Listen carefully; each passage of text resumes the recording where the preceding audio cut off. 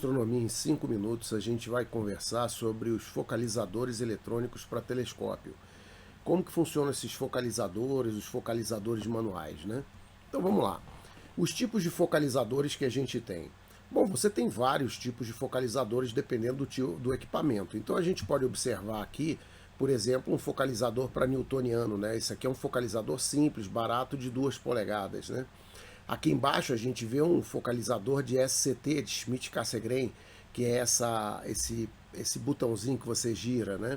Você tem outros focalizadores como esse Crawford aqui, que tem 2 velocidades, né? Isso aqui também é um focalizador bem simples para newtoniano. Então, existem vários tipos e modelos de focalizadores. Todos esses modelos podem ser tanto colocados para funcionar eletricamente via um controle remoto, como através de computadores. E a gente vai ver como. Bom, o que são os focalizadores elétricos? Um focalizador elétrico, ele simplesmente é um focalizador em que o sujeito adaptou um motor. Então, ao invés de você girar ele com a mão, é um motorzinho que vai girar ele. E normalmente esse focalizador, ele está normalmente com uma alimentação de 9, 12 volts. Ele está ligado num controle manual que você aperta para frente, para trás. Às vezes esse controle tem 2 velocidades. Isso aqui é um exemplo típico de focalizador, né? Onde você tem aqui a conexão do controle, né? E aqui você vem aqui com a rodinha que vai girando esse controle manual. Você pode desacoplar normalmente. Quando você aperta aqui alguns parafusos, você desacopla, então você pode mexer ele manualmente, ou quando você trava ele, ele só mexe via o focalizador. Esse tipo de focalizador é elétrico, ele é totalmente manual. Então vocês têm que tomar cuidado na hora que vocês comprarem o tipo de focalizador que vocês estão comprando, porque você pode estar pensando que está comprando um focalizador que é conectado no computador, mas de fato ele funciona só manualmente. Os computadores, os focalizadores computadorizados, por outro lado, eles são diferentes. Então, você tem vários modelos, né? Eu coloquei aqui os que são mais acessíveis para a gente, né? Então, você tem modelos que são muito caros. A gente está falando de modelos de 1.500, 2.000 dólares, né? E esses modelos que são muito caros eu não apresentei aqui porque eles são fora do escopo da maioria das pessoas aqui no Brasil, né? Então a gente tem 2 soluções aqui que são plausíveis para isso, tá? A primeira aí que eu recomendo é vocês comprarem esse Zoom EAF, tá? Esse Zoom EAF, o que é?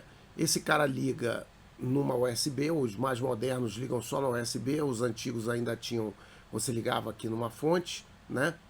Você pode ligar um controle manual dele, mas principalmente porque você liga ele numa USB, ele tem um driver ASCOM, né, que a gente vê aqui, um driver ASCOM, e esse driver ASCOM permite que vários programas de computador controlem esse focalizador, né?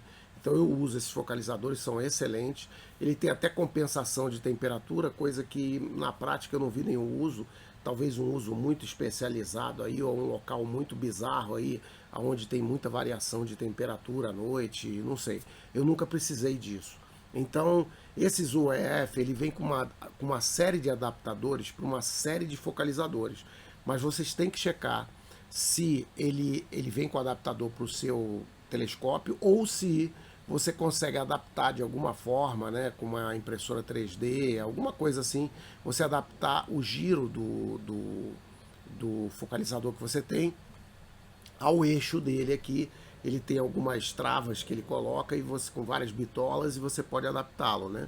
A outra alternativa que é mais barata ainda é você pegar um Arduino. Isso aqui você tem projetos, né, no GitHub, na internet. E você pode comprar um motor NEMA desse aqui, né? Pode ser um pequenininho. E é tipo uma impressora 3D especializada que só gira um eixo. E essas coisas já tem os programas disponíveis, você pode conectar via computador. Isso aqui é meio artesanal. Eu mesmo desenvolvi um aqui para mim, para os da MIDI. Eu desenvolvi com Arduino, um driver ASCOM, liguei lá, é muito simples de fazer. Mas eu recomendo o EAF, porque não é um equipamento assim especialmente caro, né? E ele é muito preciso, funciona muito bem, né? Agora, como usa isso? Na realidade, esses focalizadores controlados por computador, eles precisam de um programa, obviamente, né? Então mostrei dois aqui, o Max Focus e o Maxim DL, que eles têm o focalizador, o programa de focalizador lá dentro. Então como é que funciona isso? Ele vai tirando fotografia e vai medindo o FWHM, né, a grossura da estrela. E aí ele vai andando com o focalizador, tá vendo? Ó, e vai medindo. Então ele monta uma curva dessa aqui, ó. Quando ele montou uma curva, ele sabe que o foco está aqui no meio. Aí ele calcula essa posição e manda o focalizador exatamente para esse ponto. O Max Focus aqui também funciona desse jeito. Existem várias técnicas de você mexer com isso. Você pode mexer com focalizadores que são absolutos ou incrementais. Qual é a diferença deles? O focalizador absoluto é aquele em que a posição é definida por um número fixo.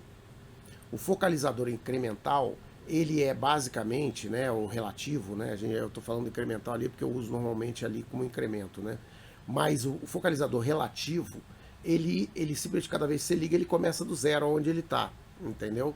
Então, mas ambos os focalizadores vão funcionar, a diferença é que aquele que é preciso, que volta para a posição precisa, ele de um dia para o outro o número é o mesmo, né? Mas na prática o que eu observo é que eu uso esses focalizadores mesmo os eletrônicos, não para um foco automático, mas manualmente.